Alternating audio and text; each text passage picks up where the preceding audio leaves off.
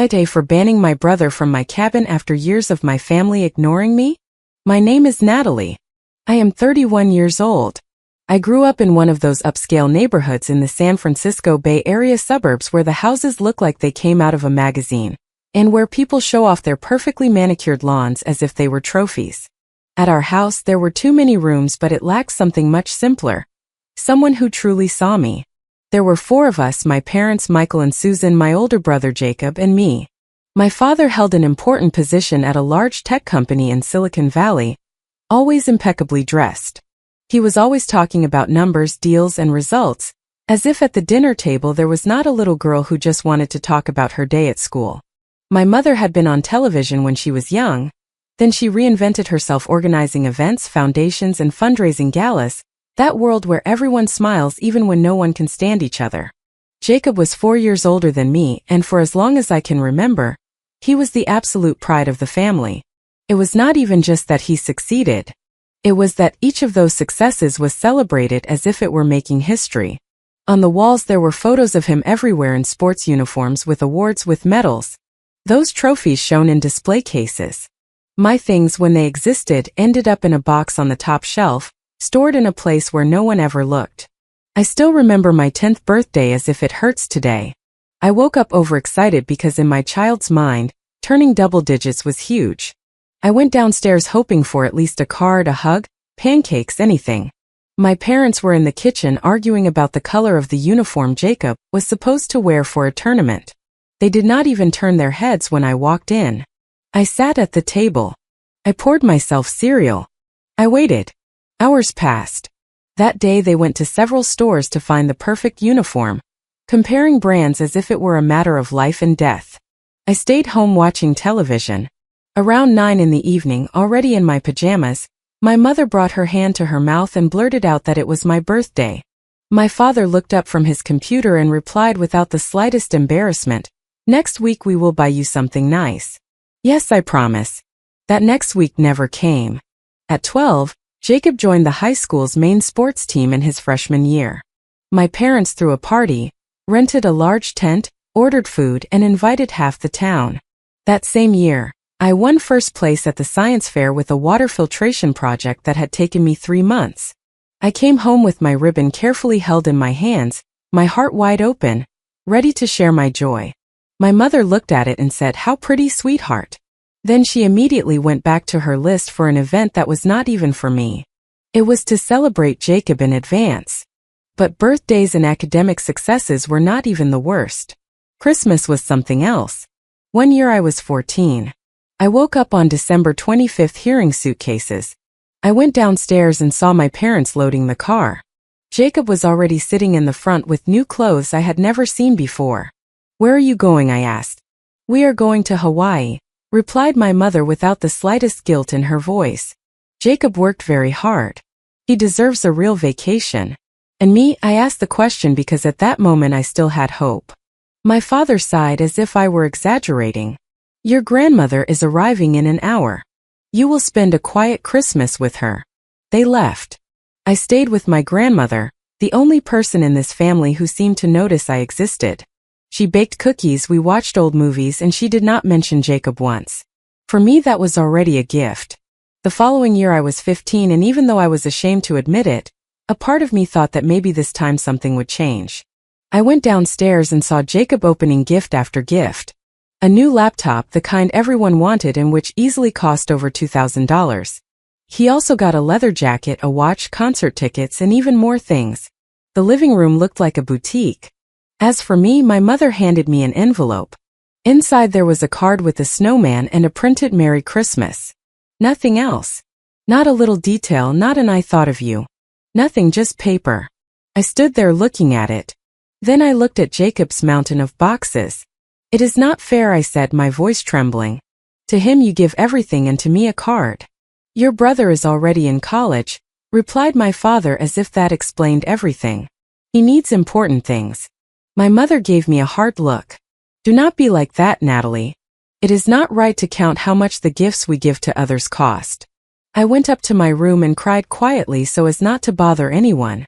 That day my grandmother called me. I told her everything and she told me she was sorry. I believed her because she was the only one who said it sincerely. Over the years it became a routine. Every Christmas Jacob received incredible gifts.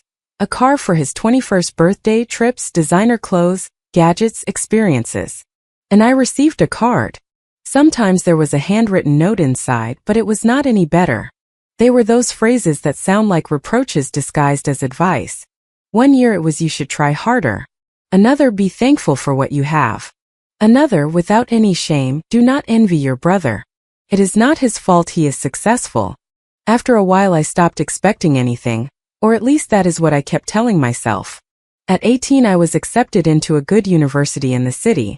I moved into a small apartment near where I was to start my internships, and I almost stopped looking back. My mother wrote to me from time to time to ask why I did not call. I called once a month and the conversations were always the same. 20 minutes about Jacob, his projects, his work, his life, and at the end a quick "and you, are you okay?" which lasted exactly the time it takes to remember you left the burner on the stove.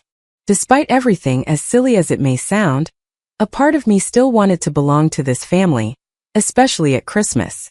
What I missed was the idea of Christmas, not the reality. The first year I no longer lived at home, I called my mother in early December. I was thinking of coming home for Christmas, I told her. I finish everything in mid-December. I could stay for a week. There was a long silence. "Listen, Natalie, maybe it would be better if you stayed where you are this year," she finally said. "Your brother's fiancé's family is coming. It is going to be full." "Full," I repeated. "The house has plenty of rooms." "Yes, but you understand," she replied without really saying it. "And besides, you would feel like a third wheel." I did not insist. What was the point? That December I went to see my grandmother. I did not stop by my parents' house. A few days later I saw the photos on social media. Everyone smiling near the tree, glasses raised, a caption like "the whole family finally reunited." I was not in any photo. After that I stopped asking and they stopped inviting me. I graduated with honors. 3 years later I landed a job at a marketing agency in the city and threw myself into work. Then a few years later I was recruited by a large creative firm. The kind that handles national campaigns with beautiful offices and very demanding clients. I started as a junior strategist and climbed the ladder through sleepless nights and refusing to say I could not do it. I worked endless days. I pitched ideas that terrified me. I took on projects no one wanted and it worked. My family knew nothing about all this. Not because I hid my life, but because they never asked any questions. I stayed in the family group chat watching my mother post photos of Jacob and his wife Megan. Dinners, events, getaways. Everything looked perfect. Jacob had gotten married a few years earlier. I had not been invited. My mother told me it would be something very small, just close family. Then I saw the photos. There were at least 150 people at the party. It was always the same scenario. My mother showing off Jacob, my father repeating how proud he was, Jacob responding with carefully prepared modesty. Me, I just read, that is all. Meanwhile my life was moving forward well, and not thanks to luck. I had earned everything. At 31 I got the most important project of my career. A sports brand wanted to reposition itself for a young audience, and I was given total creative control. 6 months of work. Building the team, doing the research, testing, tweaking, starting over. When the campaign came out the results were mind-blowing. Sales exploded. In the first quarter they increased by over 30%. My director called me into his office and told me I had done something rare. 2 weeks later I received a bonus, $75,000. I stood staring at the amount in my banking app for at least 10 minutes. I wanted to laugh and cry at the same time. I had never had so much money at once. My first instinct was to want to tell someone to celebrate, but with whom? My work friends would have been happy for me. Yes, but there was still something inside me that wanted my family, I do not know, to finally see me. And then I thought about the family group chat again. A few days earlier my father had written to me without tact. "And you, when is something important happening? You are already 31. Then he drove the nail in. At your age Jacob was already way ahead. I had wanted to reply that I had already been promoted several times, that I managed large campaigns, that my salary was well above average. But I held back. He did not want to know, he just wanted to compare. I told them nothing about the bonus. November arrived and the family group chat came back to life with the preparations for the end-of-month dinner. My mother shared recipes.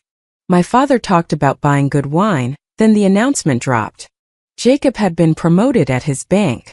He was now a senior executive. My father wrote a message that almost made me feel embarrassed for him. The proudest day of my life. I always knew you would do great things, my son. 2 days later my mother wrote to me in the group as if it were the most normal thing in the world. Natalie, can you buy Jacob a nice watch for his promotion? Something around $1,500. It needs to arrive at the house before the family dinner. Thanks. I read the message 3 times. She did not ask if I could. She did not say please. She did not ask how I was. She just assumed I would obey. An overpriced gift for the brother who had never given me anything. For parents who had never celebrated a single one of my victories. I had had enough. That evening I sat in my living room with a glass of wine in my hand and started looking at real estate listings. Not to invest, not to flip a house, but for the first time for me, and I saw it. A cabin in the woods near Lake Tahoe, 3 bedrooms, 2 bathrooms, a large terrace, and a bay window overlooking pine trees and mist. A stone fireplace, a bright kitchen. The kind of photos that make you feel the cold air just by looking at them, even if you are stuck in the city. The price was between $300,000 and $350,000. It was not cheap, but the down payment was possible with my bonus and what I had already saved.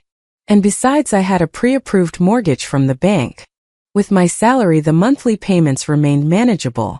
The more I looked at this house, the more obvious it became. I wanted it not as a whim but as a place where no one could ever make me feel like I was a third wheel. I called the number on the listing. An agent answered. Sarah, confident voice, calm tone. She told me the house was available, and since I had been looking at properties for several days already, that night I was ready to decide. I just needed a push. In less than an hour we were on a video call and she was giving me a tour of the house. It was even more beautiful than in the photos. Do you want to think about it a bit? She asked with a little laugh. You could come see it first. No, I replied. I want it. Tell me what it takes to reserve it. That very evening I signed the offer. The next morning I made the wire transfer for the deposit. It was impulsive, it was crazy, and I did not care at all. 3 weeks before Christmas I signed the deeds and was handed the keys. I drove up alone. I opened the door and stood still in the empty living room listening to the echo of my footsteps. There was a fitted kitchen but everything else was still bare. I walked through each room. I touched the walls. I leaned out every window. It is mine, I whispered as if I needed to hear it in my own voice. The following weeks I worked as if I were rebuilding my life from scratch. Nothing became beautiful by magic. I brought furniture from my apartment. I ordered several things online to be delivered directly to the cabin. I hired a contractor for the heaviest work and finishes.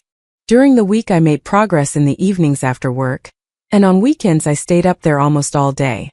By December 21st it finally felt like a home. That day I took photos and posted them on Instagram. I wrote a single sentence. I deserved my own home. The best Christmas gift. An hour later my phone would not stop vibrating. Messages from my mother, my father, Jacob. They all asked the same questions. What is this? Whose house is this? Where did you get the money? Where is it? I read them with a smile and replied to no one. Yet another hour later my mother sent one last message. Family dinner, December 23rd, 7 in the evening. Not up for discussion. I thought about ignoring it too, but something in me wanted to see their faces. I wanted to tell them to their face. On the 23rd I left early because I knew very well how hellish the Bay Area traffic could get. I arrived in front of the house where I had grown up. I rang the bell. My father opened. He did not even say hello. He looked at me, his face closed off, and simply blurted out, "Living room now." My mother and Jacob were already seated. Jacob, arms crossed. My mother with red eyes as if she had been crying. It was her favorite technique, using tears to make others feel guilty. I sat across from them and waited.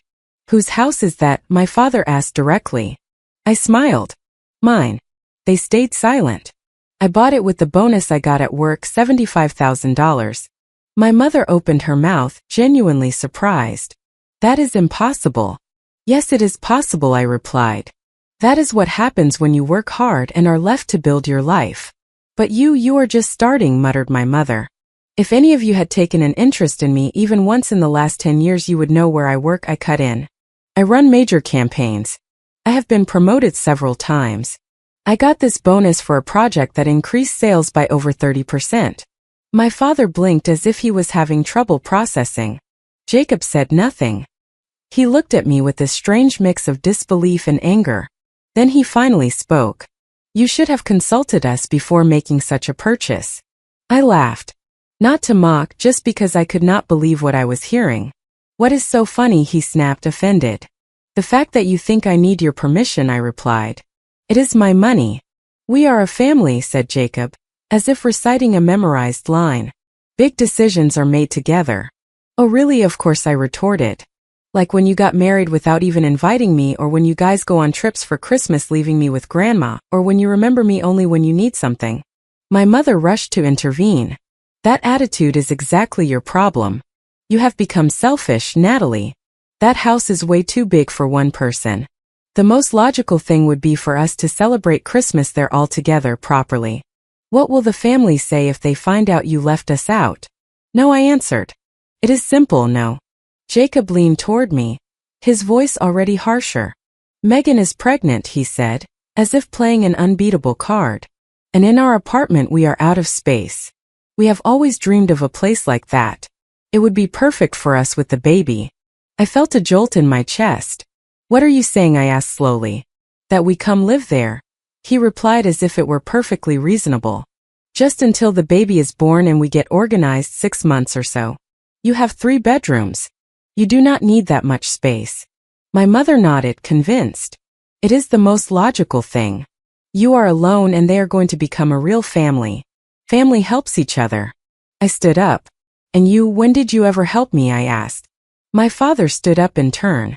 We raised you, he said in that cold voice of someone who thinks they are closing a negotiation. We gave you everything. You gave everything to Jacob, I replied. To me you gave cards and told me not to be jealous. My mother frowned. That is not true. We treated you the same.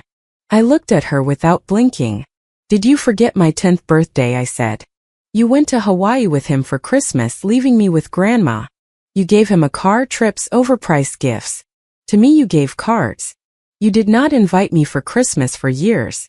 You did not invite me to his wedding. You did not even invite me to the November family dinner. So do not tell me it was the same.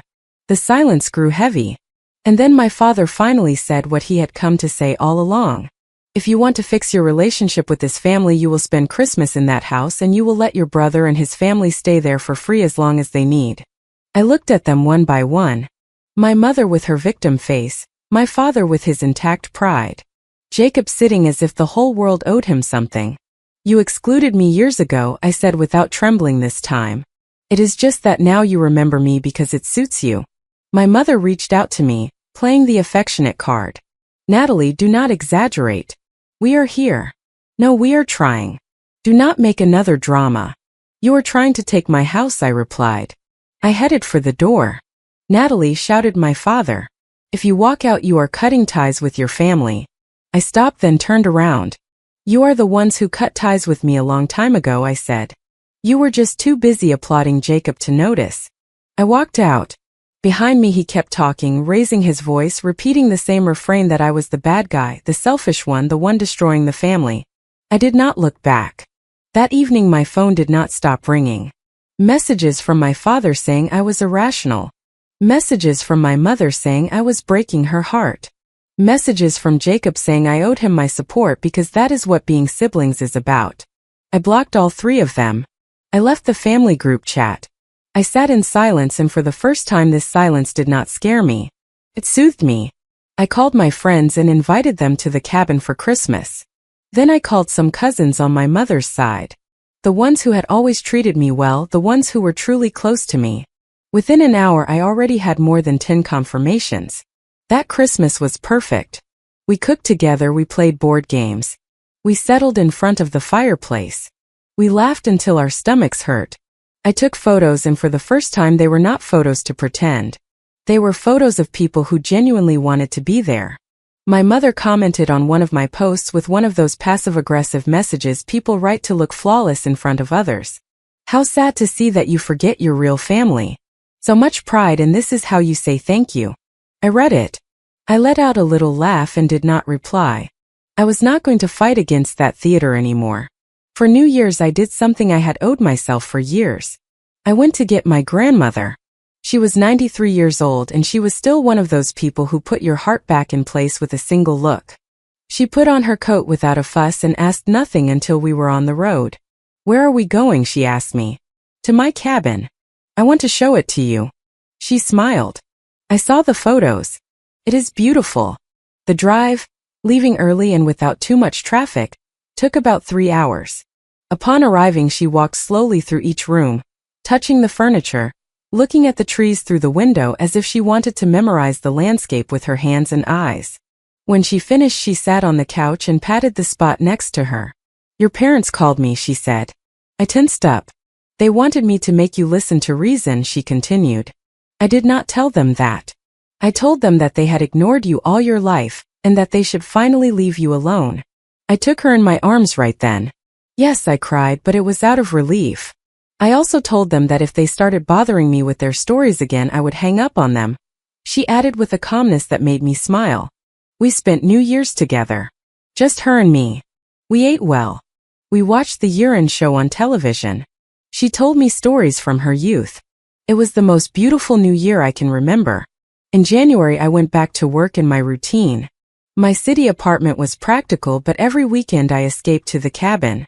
It had become my refuge, the place where I breathed without waiting to be congratulated or punished. 3 weeks into January, my assistant knocked on my office door looking nervous. "Natalie, your parents are downstairs," she said. "They are asking to see you." I felt my stomach drop. I told her I was in a meeting. They said they would wait. In the building, they were not given access to the floors without an appointment. So they stayed in the lobby insisting. I could have asked security to escort them out, but that would have caused a scene. "Tell them I will meet them at the coffee shop across the street in 10 minutes, I said. When I arrived, they were already there, sitting at a corner table as if they owned the place. I sat down without ordering anything. "That is enough now," my father said as if he had come to restore order. We all overreacted. "It is time to turn the page and reconcile." "Turn the page," I repeated. "Yes," said my mother. "We are a family. Families fight, then they make up. Let us not make a bigger deal out of this." I looked at them with a cold calm. "You did not fight with me," I said. "You erased me. You ignored me for years, and now you are here because you want something." My mother shifted in her chair uneasily. "It is just that this house is too big for someone who lives alone," she said. There it was. We were right back to it.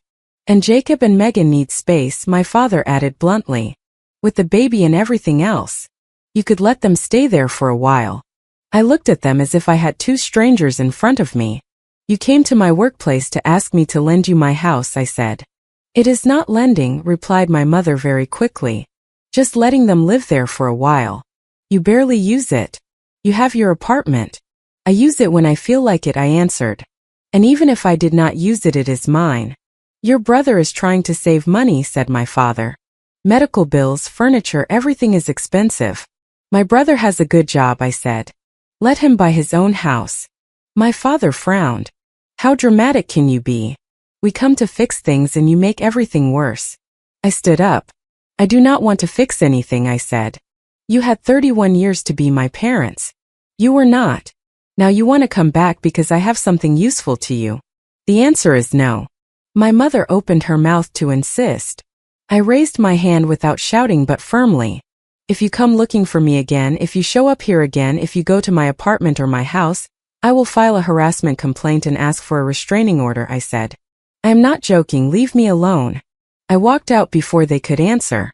My hands were shaking, yes, but I walked lighter, as if I had finally spoken what I had kept stuck inside me my whole life. They did not come back to see me. It was through my grandmother that I learned Jacob and Megan had their baby in March. A little girl. I did not send gifts. I did not call. I felt no guilt. I felt emptiness. Not because of the baby but because of everything that was broken long before her birth. Almost a year after that Christmas, I am still working at the same company, and things are going better than ever. I got promoted again in June. My city apartment is very nice, but the cabin is my place. I go up there most weekends, sometimes alone, sometimes with friends. I have hosted dinners, game afternoons, and I even lent the house for the small wedding of a cousin who had always been there for me. From time to time I see posts from my family on social media. They pose as if everything is perfectly fine. They write phrases like "blessed forever." I do not appear in any photo, and for the first time it does not hurt. Sometimes people ask me if I miss my family. The honest answer is no. You cannot miss what you never really had. What I have today is different. Peace, freedom, and a life that finally feels like me. A life without waiting for an invitation that never arrives, without chasing the approval of people who never wanted to give it to me. My grandmother comes to see me once a month. We cook together, we drink coffee looking at the trees, and she tells me with that simple voice that does not need to try too hard that she is proud of me. And that is enough, because deep down what I deserved was not expensive gifts or perfect photos to impress others. I deserved to be seen. I deserved to be loved unconditionally. And today finally I am making that happen. To those who stayed with me until the end, thank you for listening. For years I believed that being a family meant putting up with things, staying quiet, and hoping that one day someone would finally look my way. Today I understand something else. Affection is not proven with pretty words, nor with "that is how families are." It is proven by presence, by respect, by actions. And when those actions do not exist, setting a boundary is not betraying anyone, it is saving yourself. If my story can leave you with anything, I hope it is this. Do not get used to living by begging for crumbs of affection, and do not let guilt decide for you. Sometimes peace arrives the moment you dare to say enough is enough, and you start building a home, even a small one, where there is finally a place for you. Sending you all a sincere hug. Comment. This story really stayed with me. I've learned that protecting your peace is never selfish. Sometimes the most loving thing you can do is set clear boundaries. You deserve to be truly seen and respected by the people in your life. Healing begins when we stop begging for the affection we give so freely. And choosing calm over constant disappointment is an act of courage. Real kindness shows up through presence and consistent respect. You have the power to build a space where you finally feel at home. Remember that your self-worth is worth protecting every single day. Let's keep reminding each other that we are worthy of genuine love and peace. If you like the stories, don't forget to leave a comment and support the channel by subscribing. See you in the upcoming stories.